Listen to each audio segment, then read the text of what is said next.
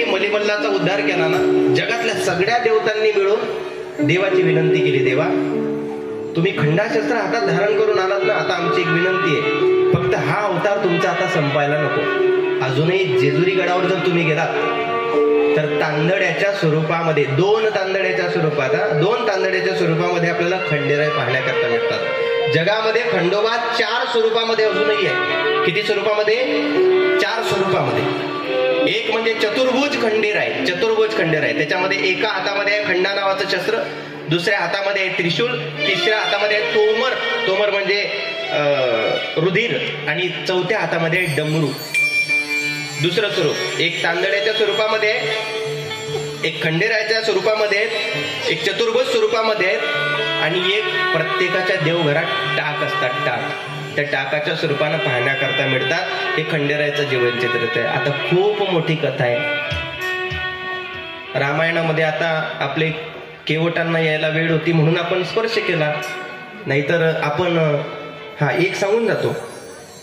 हे जे खंडोबा आहे ना, या खंडोबाला कांद्याची पात असते ना, कांद्याची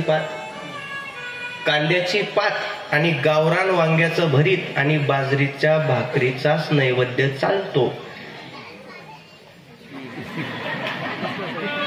कळतं ना? हाच नैवेद्य आहे, याच्या व्यतिरिक्त दुसरा द्यायचाच नाही. ज्या भगवंतानी मानवाला निर्माण केलं तो घात करणारा नैवेद्य कधी स्वीकारत नसतो, लक्षात ठेवा. देव प्रेम स्वरूप आहे खंडेराय, म्हणून त्यांच्या चरणावर हाच नैवेद्य ठेवायचा. आणि नैवेद्य ठेवताना बोलावं, ये कुडदे पुढे,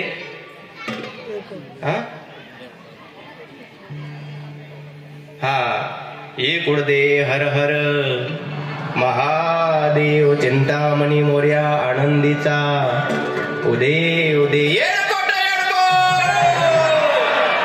बोला जय श्रीराम. घ्यायची पुढची कथा आता. केवट चतुर्भक्त, अत्यंत केवट, वाट पाहतोय. त्यांनी ठरवलं होतं, मी जिंकलो ना म्हटले, आता मी म्हणीन त्याच दिवशी. आणि प्रभू श्रीरामचंद्रांचं आगमन आता गंगा नदीच्या जवळ होते. आलेत का राम? आलेत का?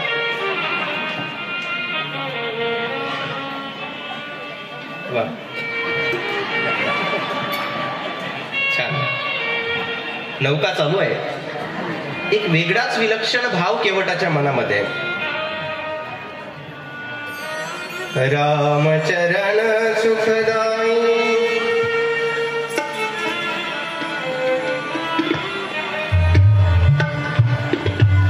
एक आगळा वेगळा विलक्षण आनंद केवटाच्या मनामध्ये त्या ठिकाणी आहे. प्रभू येतील, प्रभूंचं दर्शन मला होणार आहे. एवढा चतुर आहे. ठरवलं होतं चरणामृत प्राशन करायचं आहे, आणि ते ठरवलेलं असल्यामुळं पाय धुण्याकरता पात्र आणि पाणी त्या ठिकाणी तयारच करून ठेवलेलं होतं. प्रभूंचं आगमन आता हळूहळू त्या ठिकाणी केवटांकडे होतंय. मनोमय चिंतन चाललंय.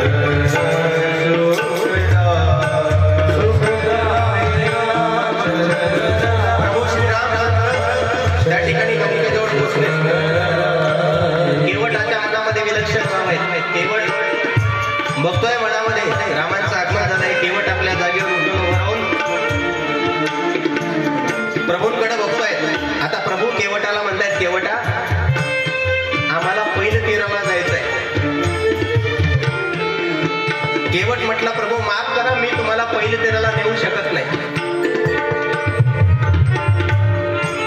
प्रभू म्हटले, अरे तू नावाडी आहे,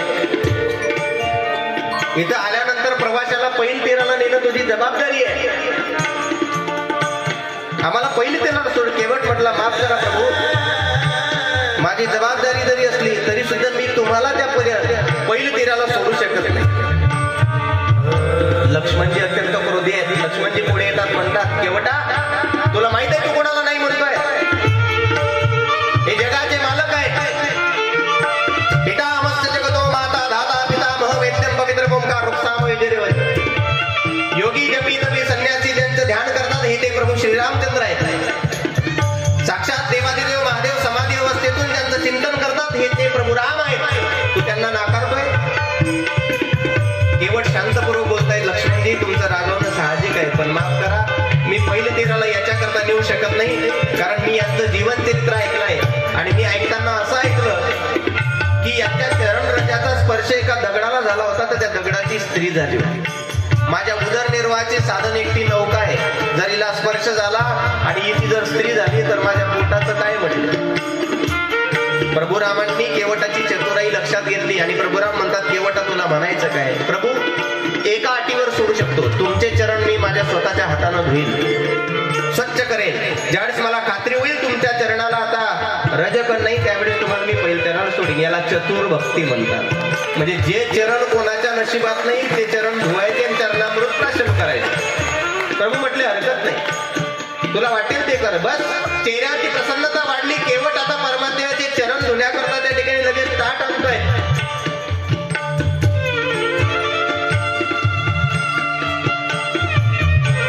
परमात्म्याचे चरण धुतायत. एक पाय त्या ठिकाणी घेतला, धुतोय. धुतलेला पाय बाहेर ठेवण्याकरता सांगितला ताटाच्या. दुसरा पाय घेतला. माझ्या बोलण्याकडे तुम्ही लक्ष द्या. एक पाय धुतला, ताटात ठेवला. एवढ्या चतुराईनं ताट एवढंच आणलं होतं की ज्याच्यात एकच पाय बसेल. एक पाय धुतला, केवट बोलायला लागला, देवा दुसरा पाय ठेवा. आता दुसरा पाय ठेवण्याकरता आधीचा बाहेर काढावा लागेल ना. देवानं आधीचा पाय बाहेर काढून जमिनीवर ठेवला. दुसरा पाय केवट धुवायला लागला. तेवढ्यामध्ये केवट म्हणतायत, प्रभू काय केलं? आधीचा स्वच्छ केलेला पाय परत मातीत ठेवला तर रजकण लागले. केवटा खूप चतुर आहे, काय करू? म्हणजे जो पाय धुतलाय ना तो दुसऱ्या पायावर असा उंच करा, गुडघ्याला लावा. प्रभूने काय केलं? तो दुसरा पाय उचलला धुतलेला आणि गुडघ्याला लावला. ताटामध्ये दुसरा पाय. पण आता काय, गुडघ्यावर पाय ठेवल्यानंतर माणसाचं बॅलन्स एका ठिकाणी राहत. देवाचा बॅलन्स गेला, आधार घेण्याकरता केवटाच्या डोक्याचा आधार घेतला आणि केवटाच्या डोक्यावर हात ठेवला प्रभूंनी. जो हात चांगल्या चांगल्याच्या स्वप्नात जात नाही तो केवटाच्या मस्तकावर पडला. चरणामृतही प्राप्त झालं, हस्तकृपाही प्राप्त झाली. केवट म्हटला, प्रभू जीवन धन्य झालं, आता मी तुम्हाला पैर दिला सोडतो. आता प्रभूंना केवट आपल्या नौकेमध्ये बसवतायत. नौकेमध्ये बसत असताना सुद्धा प्रभू स्वतःहून आधी बसत नाही.